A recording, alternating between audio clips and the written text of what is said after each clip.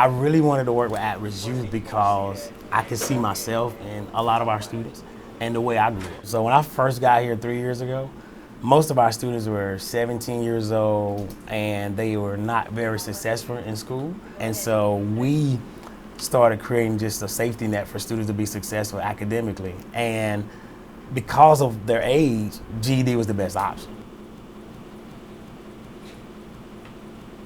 Okay. Let's look at number 5. We have the same requirements for the State Department of Education. We're required to teach them and do everything that schools outside of DJJ is doing.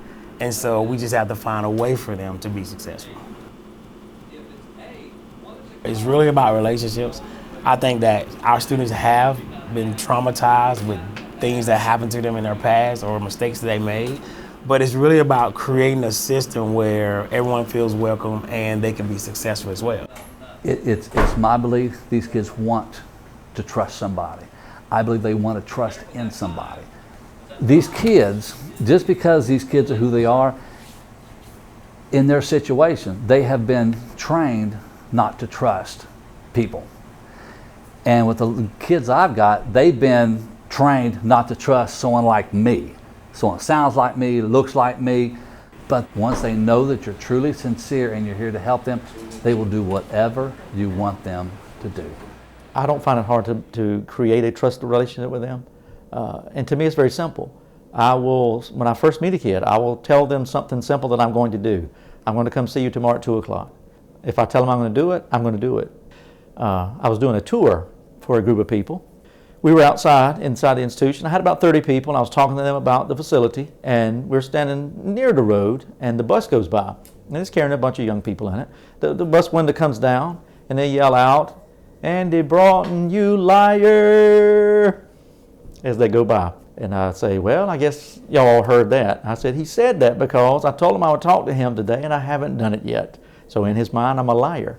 I said, so after we finish this tour, I'll be going to talk to him. So I will not be labeled a liar. I got to make sure that I do what I say.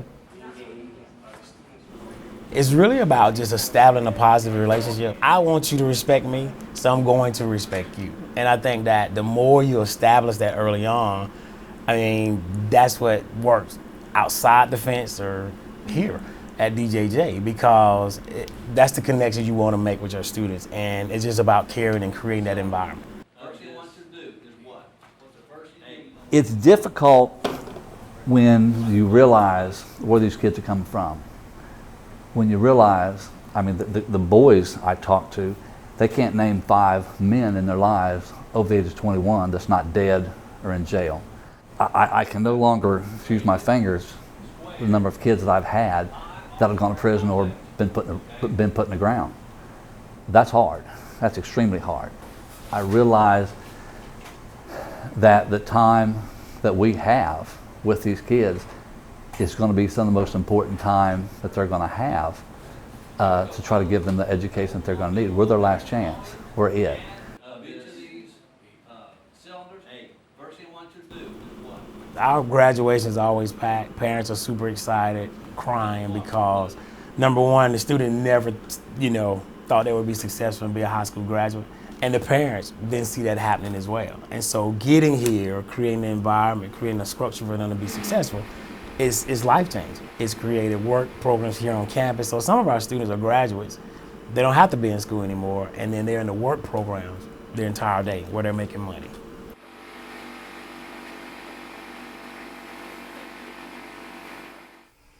The most important thing I learned about myself is that things I do matter, and a lot of people look up to me and need me for my help, and I see that I can help a lot of people, not just by doing this, but a lot of stuff, and I can affect people's lives.